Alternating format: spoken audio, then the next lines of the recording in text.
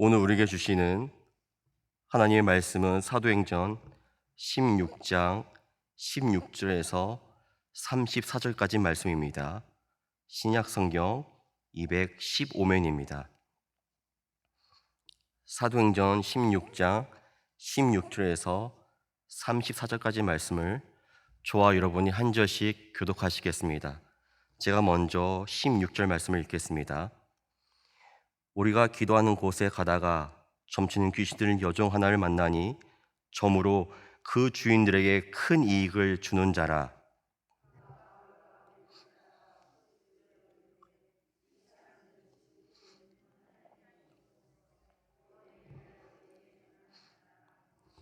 이같이 여러 날을 하는지라 바울이 심히 괴로워하여 돌이켜 그 귀신에게 이르되 예수 그리스도의 이름으로 내가 내게 명하노니 그에게서 나오라 하니 귀신이 즉시 나오니라.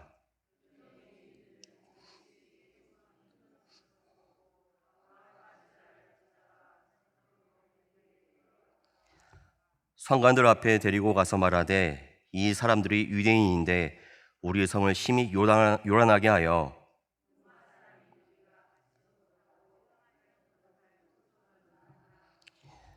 우리가 일제히 일어나 고발하니 성관들이 옷을 찢어 벗기고 매로 치라 하여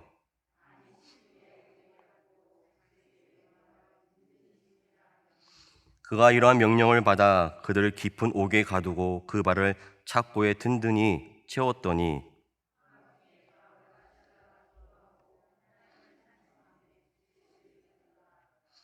이에 갑자기 큰 지진이 나서 옥토가 움직이고 문이 곧 다 열리며 모든 사람이 매인 것이 다 벗어진지라.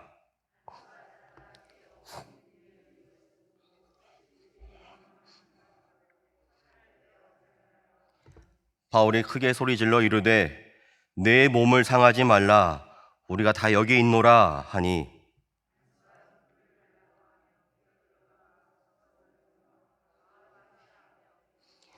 그들을 데리고 나가 이르되 선생들이여 내가 어떻게 하여야 구원을 받으리이까 하거늘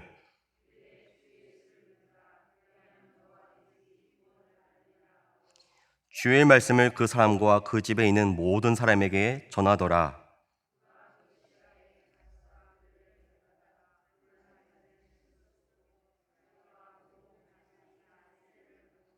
다 함께 읽겠습니다. 그들을 데리고 자기 집에 올라가서 음식을 차려주고 그와 온 집안이 하나님을 믿음으로 크게 기뻐하니라. 아멘. 지금으로부터 20년 전에 교통사고로 인해서 이 전신 화상을 입었던 이지선 자매를 기억하실지 모르겠습니다. 그 당시 이지선 자매 나이는 23살이었죠. 지금은 40이 넘어서 한동대학교 교수로 재직 중이라고 합니다. 그 당시 이지선 자매는 지선아 사랑하는 책을 통해서 자신의 에세이를 출간했었는데 올해는 꽤 괜찮은 해피엔딩이라는 책을 출간하게 되었습니다. 이지선 자매는 이 책에서 사고 이후로 지금까지 무려 40번이 넘는 고통스러운 수술을 이겨내고 있다고 밝히고 있습니다. 그리고 지금 나는 두 번째 인생을 살고 있습니다 말하고 있죠. 이지선 자매는 자신의 인생을 돌아보면서 이렇게 말합니다.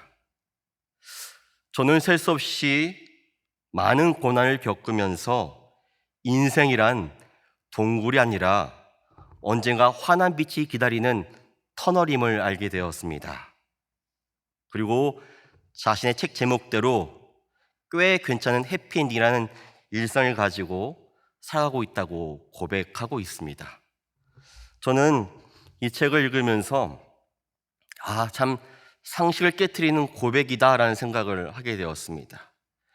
일반적인 사람이라면 이 상황을 원망하며 저주하면서 또한 하나님께 호소할 텐데 이 자매는 그렇지 않았습니다. 어떻게 이 놀라운 고백을 할 수 있을까요?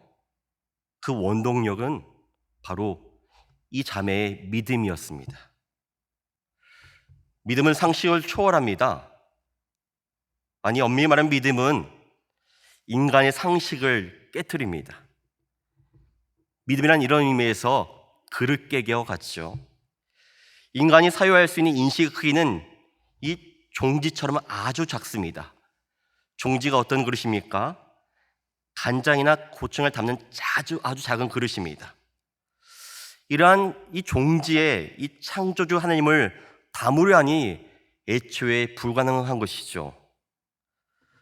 세상 사람들은 우물 안의 개구리처럼 그 시선과 관점으로 자신이 보는 것이 전부라 주장하며 여깁니다. 그래서 서로 싸우는 것이죠. 마치 이렇게 싸우는 겁니다. 밖의 세상은 세모야. 그러자 다른 개구리가 아니야, 네모야. 그러자 다른 개구리가 아니야, 뭔 소리야. 바로 동그라미야. 서로의 입장을 얘기하는 것입니다. 어리석은 짓이죠. 이처럼 인간의 상식으로는 절대 하나님을 이해할 수 없고 볼 수 없습니다. 방법은 다 하나, 우리를 가두고 있는 우물을 깨트려야 합니다. 우리 힘으로는 깨뜨릴 수가 없죠. 누군가 깨줘야 됩니다. 그 우물이 깨져야만 비로소 훤히 천지를 볼 수 있는 겁니다. 그래서 믿음이라는 것은 깨어짐입니다. 나의 그릇, 나의 세계관, 나의 가치관이 계속 깨지는 것이죠. 깨져야 비로소 하나님이 보이기 때문입니다. 나의 좁디 좁은 인식의 틀, 이 종지가 계속 깨어져야만 이 하나님의 은혜를 담을 수 있는 큰 그릇이 되는 것이죠. 바로 이 깨어짐의 과정이 믿음의 과정이라 할 수 있는 것입니다.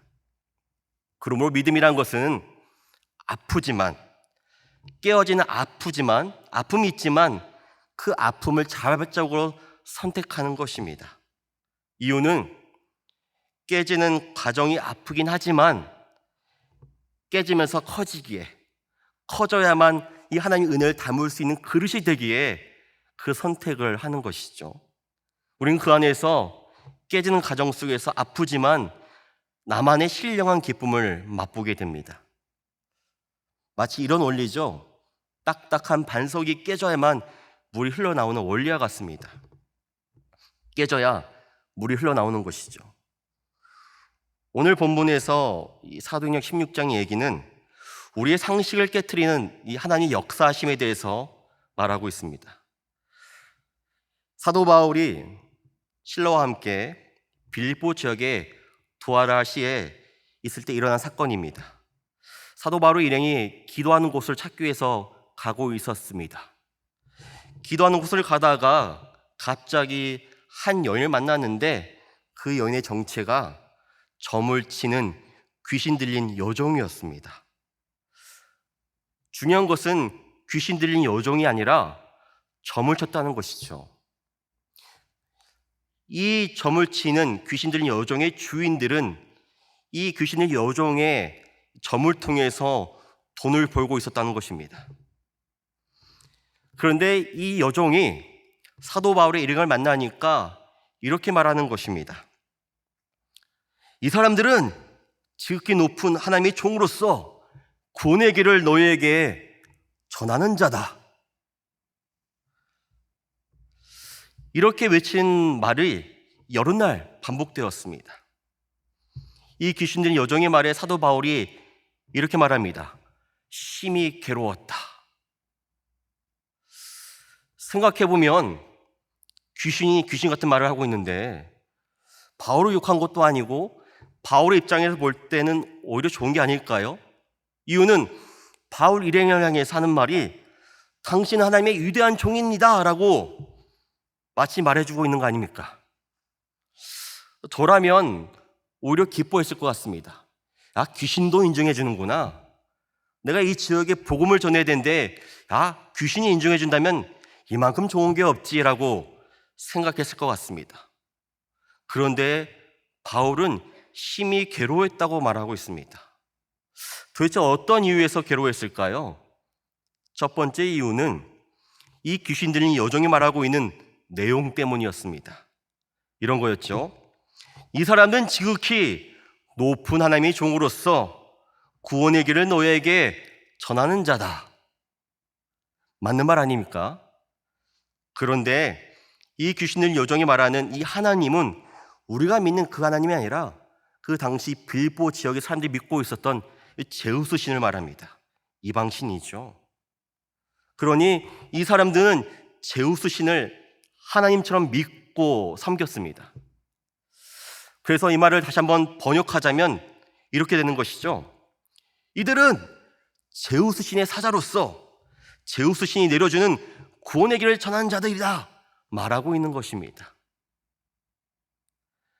바울이 듣기에 이것은 복음이 아니었기 때문에 참을 수가 없었던 것이죠.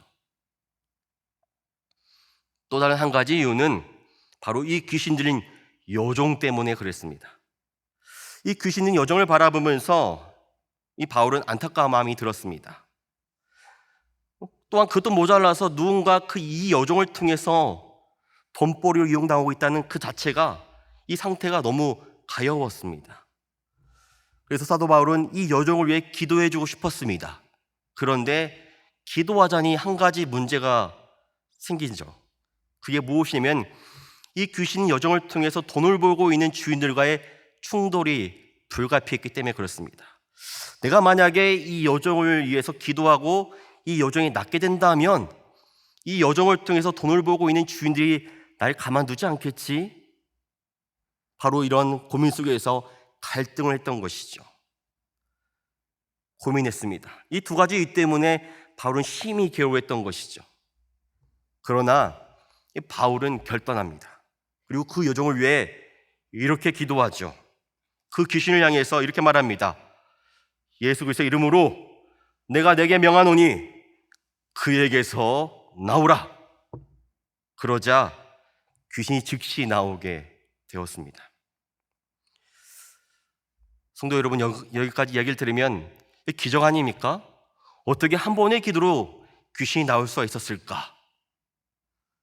우리는 인간이라면, 인간의 상식이라면 이 순간 모두 다 기뻐했을 것입니다.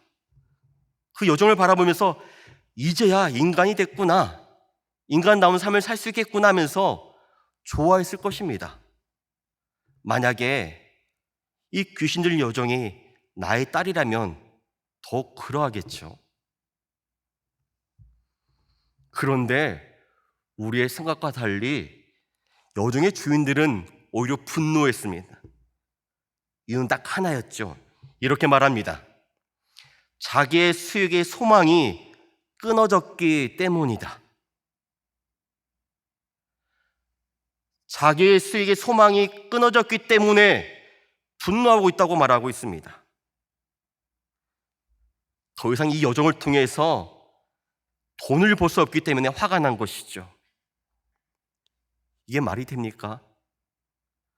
누가 귀신 들린 겁니까? 이 주인들이 돈 귀신 들린 것이죠. 삶의 생명과 인권보다 더 돈이 중요했던 주인들, 그들은 죄인 중에 죄인입니다. 더 어이가 없는 것은 사람들의 반응입니다. 주인들은 바울과 실라를 바로 계잡들 끌고 가서 관리들에게 데려왔습니다. 그리고 재판을 받도록 요구했죠. 제목은 잘못된 풍속을 선전한다였습니다. 누가 봐도 이 주인들이 거짓말을 하고 있는 것을 알고 있었습니다. 그런데 그 당시에 있던 모든 무리들은 일제히 동참해서 바로 바울 일행을 협박하고 고발합니다. 주인이야 그렇다 치고 제3자인 무리들 쪽까지 일제히 합세하고 있는 것이죠. 이게 말이 됩니까? 상식적으로 인간이라면 어떻게 이럴 수 있을까요? 이해가 되지 않았습니다. 그런데 생각해 보니까 인간이라면 가능합니다. 인간은 죄인입니다. 선한 것이 없죠. 인간이 맞는 세상은 늘 그렇습니다. 세상 사람들의 상식은 오직 돈입니다. 돈이면 다 되기 때문에 그렇습니다. 생명보다 귀한 것이 돈이죠. 이러면 말이 됩니다.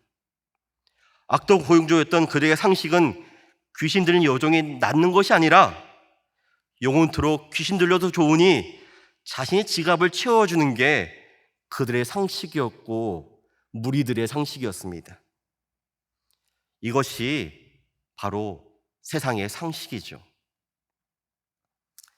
세상은 돈이 되는 만큼 인간을 쓰다 버립니다. 쓸만한 가치가 사라지면 버리는 게 세상의 논리죠. 한번 생각해 보십시오. 회사에서 왜 직급이 존재합니까? 그 직급에 따라 그 사람의 가치를 돈으로 매기고 있는 것이죠. 그 사람의 가치가 사라지게 되면 매몰차게 은퇴를 시켜버립니다.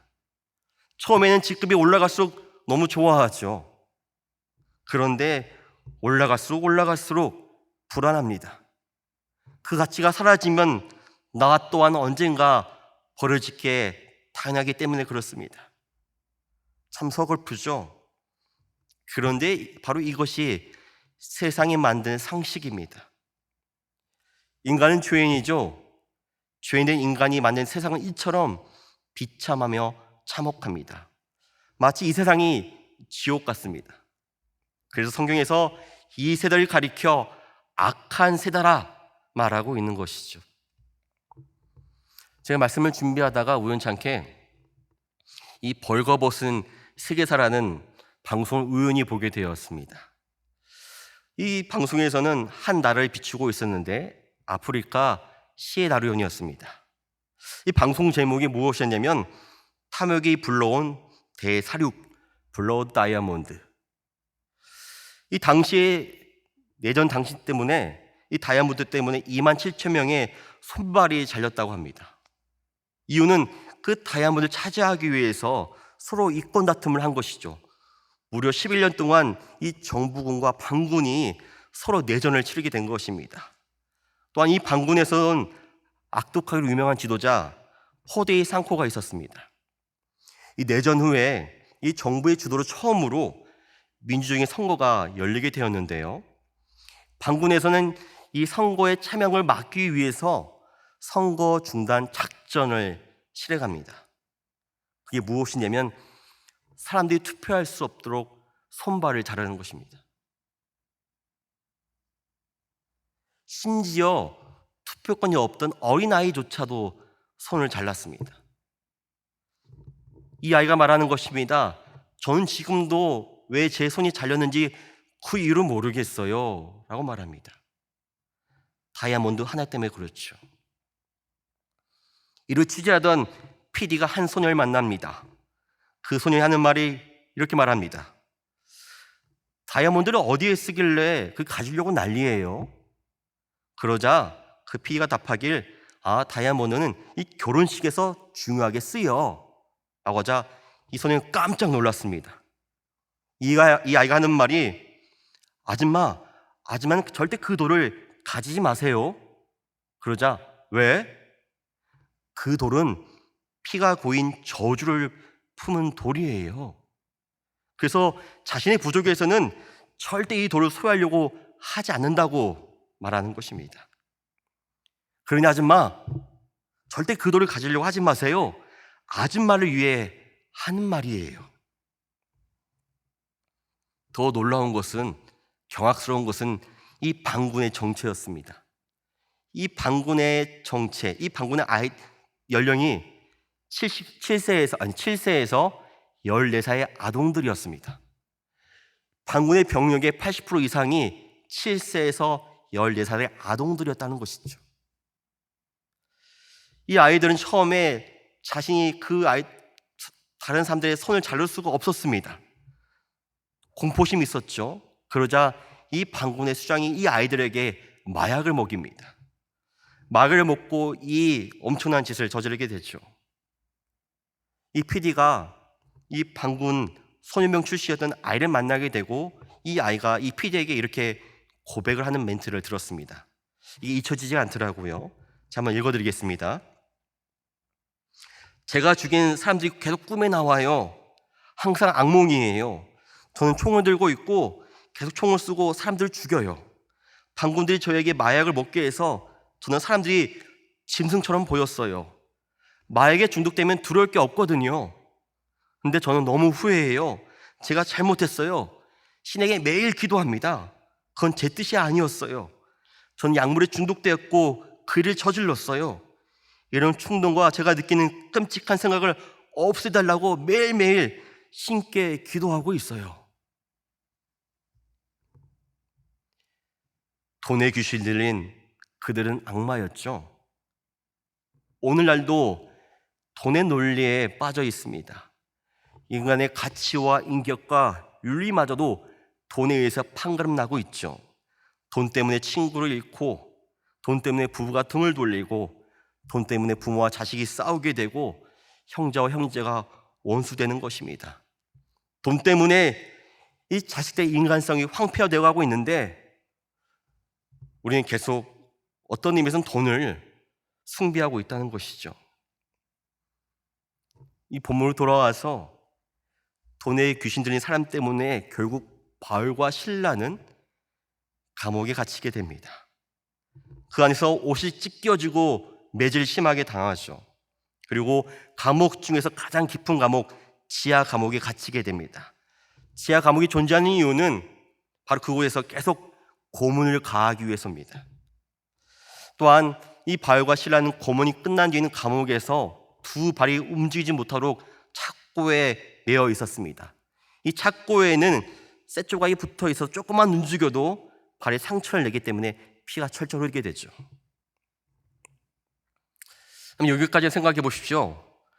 바울과 실라, 우리가 바울과 실라라면 그 입장이라면 매우 억울하지 않았을까요? 귀신 들린 여종, 그 귀신을 나가게 했습니다. 근데 그에 대한 판결로는 너무 가혹한 것이죠. 이해할 수 없는 판결입니다.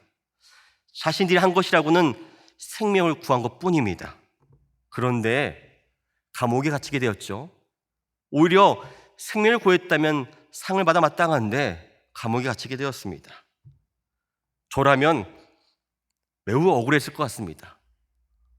그런데 오늘 본문에 보면 이상한 것은 바울과 실라가 그 어떠한 반응도 보이지 않고 있다는 것입니다. 이 또한 우리의 상식을 뒤엎는 반응이죠. 우리는 이야기 속에서 우리 각자가 원하는 기적이 있습니다. 여기까지 우리가 원하는 기적은 무엇이냐면 바울과 실라가 이 귀신 들린 여종을 치유했다는 사건이 만방에 퍼져가지고 복음이 전해지고 막 사람들이 모여서 저 또한 하나님을 믿겠다고 하는 그런 상황을 꿈꾸죠. 그러한 기적을 꿈꿉니다. 그리고 바울과 실라 앞에 무릎 꿇고 회개하며 회심의 기적이라길 바라는 게 우리가 인간이 기대하는 기적이죠. 그런데 이것은 우리가 생각하는 기적이지 하나님 원하시는 기적은 아니었습니다. 바울과 실라는 바로 이 사실을 분명히 알고 있었습니다. 그래서 억울하지 않았던 것이죠. 그리고 오히려 바울과 실라는 한밤중에 기도했다고 합니다. 또한 찬송했다고 합니다. 마치 이 기도와 찬송을 모든 죄수들이 들을 수 있도록 큰 소리로 찬송하고 기도했다고 합니다. 그런데 그 순간 갑자기 기적이 일어납니다. 큰 지진이 일어나서 옥토가 움직이는 바람에 감옥문이 열리게 되는 것이죠. 대단하지 않습니까? 한밤중에 기도하고 찬송했는데 큰 지진이 나서 옥토가 움직이고 감옥문이 열립니다.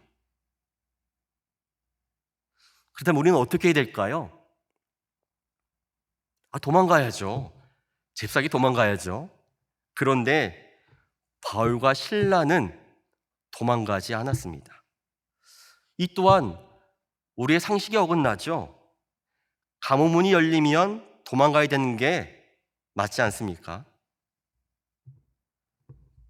왜 바울과 실라는 도망가지 않았을까요? 바로 여기에 복음적인 답이 담겨 있습니다.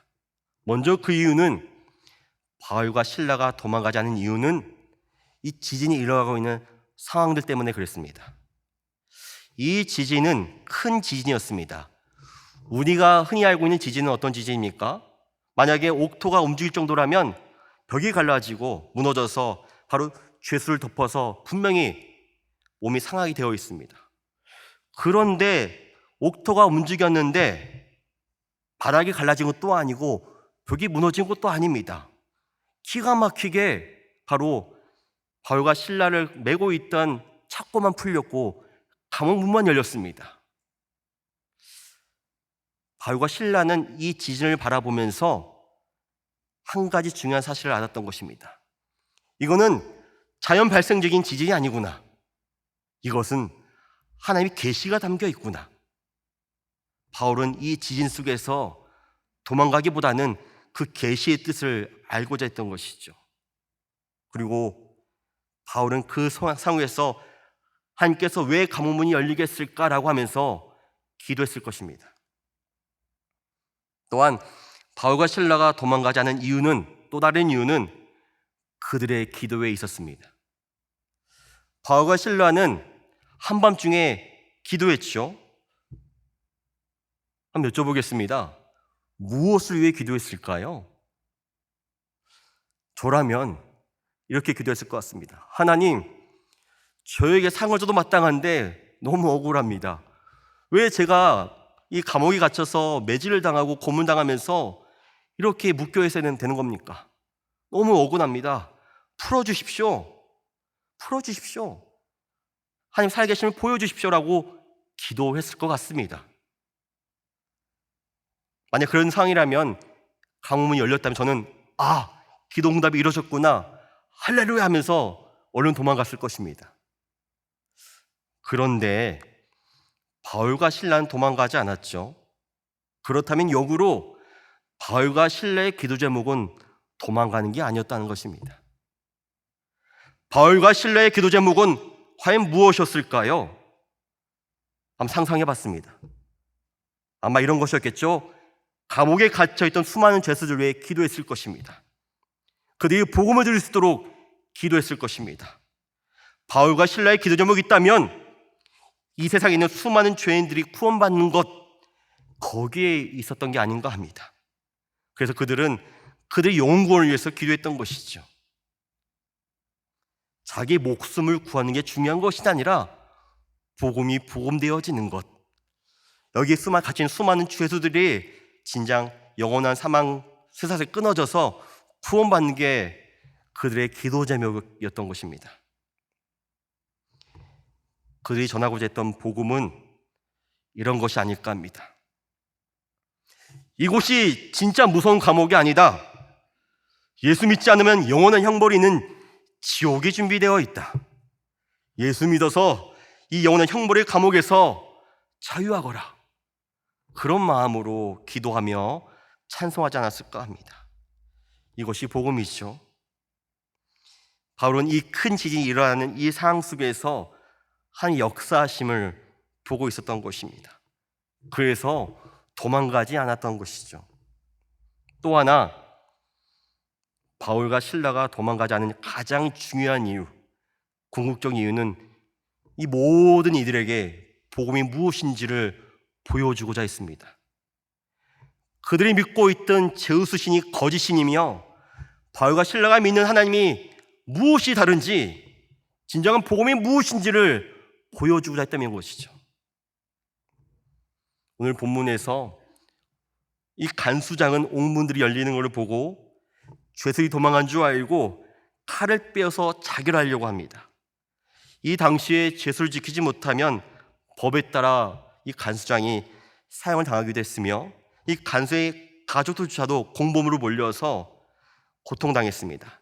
그렇기 때문에 먼저 자결을 하려고 했던 것이죠. 그 순간 이 바울의 소리가 들렸습니다. 바울이 크게 소리 지릅니다. 내 몸을 상하지 말라.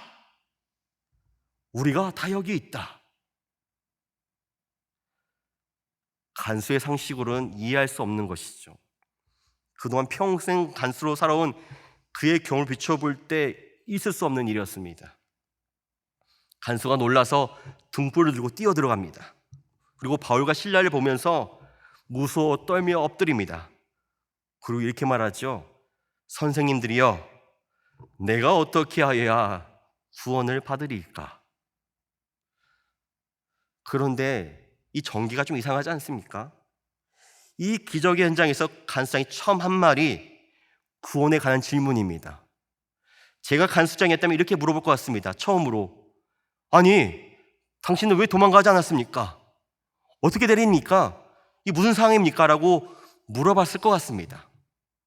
그런데 간수장은 이런 질문을 하지 않고 처음으로 한 질문이 무엇이냐면, 내가 어떻게 하여야 구원을 받으리까? 아마 이 간수장은 오랫동안 이 질문을 했던 것 같습니다. 한번 생각해 보십시오. 간수장의 삶이 행복했을까요? 감옥에서 수많은 죄수를 가두면서 수많은 인생 질문들을 했을 겁니다. 기능적으로 간수의 역할을 하면서 고문도 하고 이 죄수에 매질을 했지만 마음이 편치 않았을 것입니다.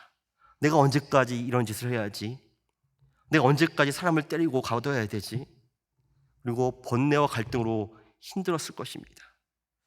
이들이 감옥에 갇힌 게 아니라 내가 이미 마음의 감옥에 갇혔구나, 나에게는 기쁨이 없다, 행복이 없다 라고 고민하고 생각했을 것입니다.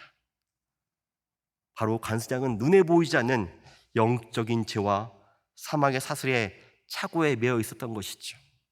그런데 마침 그 순간에 감옥문이 열려서 해방된 경험을 하고 있는데, 바울과 실라가 도망가지 않은 이유를 너무나 알고 싶었던 것입니다. 당신은 내가 보기에 죄수지만 당신의 눈빛을 바라보니 자유함이 넘친다. 내가 오히려 죄수 같다. 도대체 어떻게 해서 이런 고백을 할 수 있는지, 어떻게 해서 도망가지 않았는지 이유를 알고 싶었던 것이죠. 그러니 바울과 실라에게 내가 어떻게 하여 구원을 받을 수 있겠냐고 물어보고 있는 것입니다. 하나님께서는 질문을 통해서 역사하시죠. 우리 일상에서 어떠한 질문을 하고 사는지 그것이 매우 중요합니다. 질문의 내용이 중요한 것이죠. 사도 바울은 말합니다. 너무 유명한 말씀이죠. 주 예수를 믿으라. 그리하면 너와 내 집이 구원을 받으리라. 바울과 실라가 감옥에서 도망가지 않은 이유, 결정적인 이유는 간수장이 때문이었죠. 그러나 더 근본적인 이유는 이 사건을 통해서 그들이 믿는 이방신과 바울과 실라가 믿는 하나님이 무엇이 다른지 그걸 말해주기 위함입니다. 다시 처음으로 돌아볼까요? 귀신 들린 여종의 얘기를 한번 떠올려 보겠습니다. 주인들은 귀신 들린 여종을 이용해서 돈을 벌었죠. 자기 이익에만 관심이 있었습니다. 사람의 고통에는 전혀 아랑곳하지 않았습니다. 우리는 이야기를 들으면서 분노하게 되죠. 그런데 바울과 실라의 입장을 생각해 보십시오. 바울과 실라는 억울하게 감옥에 갇히게 됐습니다. 고물당하죠. 감옥문이 열렸습니다. 도망갈 수 있었습니다. 근데 도망가지 않았습니다.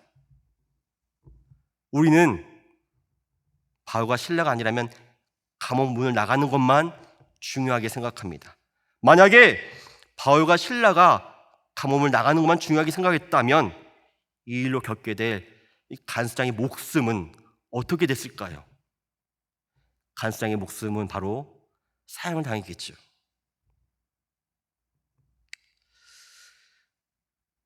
바울과 실라는 여기까지 생각한 것입니다. 세상은 자기 유익을 위해서라면 누군가를 희생시키는 게 세상의 논리다. 그냥 내가 믿는 하나님은, 내가 믿는 복음은 내가 죽을지라도, 도망가지 않으므로 내가 죽을지라도 다른 사람의 생명을 해하지 않는 것이다.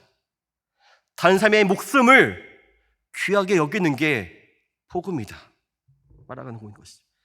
너희들 믿는 신과 내가 믿는 하나님이 이렇게 다르다 말하고 있는 것이죠. 만약에 복음을 전한다 해서 그 가정 속에서 누군가 희생할 수 있다고 생각한다면, 또한 의를 위한 희생은 어쩔 수 없다는 논리를 피고 있다면 그것은 복음이 아닌 것이죠. 이 세상의 논리와 다를 바가 무엇이겠습니까? 귀신인 여종을 가지고 돈을 버는 그 주인과 다를 바가 무엇이 있겠습니까? 바울은 이것을 말하기 위해서, 이것이 복음을 말하기 위해서 감옥에서 도망가지 않은 것이죠. 바울과 실라는 도망가지 않으므로 죽을 수도 있었습니다. 그러나 자신이 목숨을 잃는다 할지라도 간수장이와 그 집이 구원을 받는다면, 이 감옥에 갇힌 죄수들이 구원을 받는다면 그게 복음이지 하고서 순종했던 것입니다. 우리가 믿는 예수님의 삶이 그렇죠. 예수님께서는 십자가에서 죽임을 당하셨습니다. 굳이 십자가에 가지 않으셔도 되는데 십자가에서 고통을 당하시고 죽임을 당하셨습니다. 이는 단 하나, 우리의 구원을 위해서죠. 복음이란 건 무엇이냐면 내가 죽더라도 함께 영광이 되는 삶입니다. 바울은 말합니다. 무엇이 기적인 줄 아느냐? 감옥에 나가는 게 기적이 아니다. 진정한 기적은 무엇이냐면 모든 상황 속에서 그럼에도 불구하고 내가 주 예수를 믿는 걸 포기하지 않는 것이다 한 것이죠. 주 예수를 믿으라. 이 믿으라에서 믿음은 어떤 의미냐면 신실, 입증하다는 의미입니다. 주 예수를 믿는다면 입으로 고백하지 말고 너의 삶으로 입증해봐라. 예수 믿는 삶이 무엇인지를 보여달라 라는 것이죠. 오늘 말씀을 기억하면서 주 예수를 믿으라. 그러면 너와 내 집이 구원을 받으리라. 이 말씀의 까닭이 어디 있는지를 기억했으면 좋겠습니다. 복음이란 나의 이익을 위해서 누군가를 희생시키는 게 아닙니다. 오히려 내가 희생당할지라도 내가 죽고 예수가 산다면 그게 복음이라는 것이죠. 명절이 코앞으로 다가왔습니다. 서로 우리 가족들이 이렇게 건넸으면 좋겠습니다. 야, 주 예수를 잘 믿자. 그래서 나와 내 집도 구원받고 너와 내 집도 구원받으면 좋겠다. 이게 복음이야 라고 하면서 명절 기간 동안 이 복음을 건네는 시간이 되었으면 좋겠습니다. 함께 기도하시겠습니다. 하늘에 계신 우리 아버지여, 이름이 거룩히 여김을 받으시오며 나라에 임하옵시며 뜻이 하늘에서 이룬 것 같이 땅에서 이루어지이다. 오늘날 우리에게 일용할 양식을 주옵시고 우리가 우리에게 죄진 자를 사하여 준 것 같이 우리의 죄를 사하여 주옵시고 우리의 시험에 들게 하지 마옵시고 다만 악에서 구하옵소서. 대개 나라와 권세 영광이 아버지께 영원히 있사옵나이다. 아멘.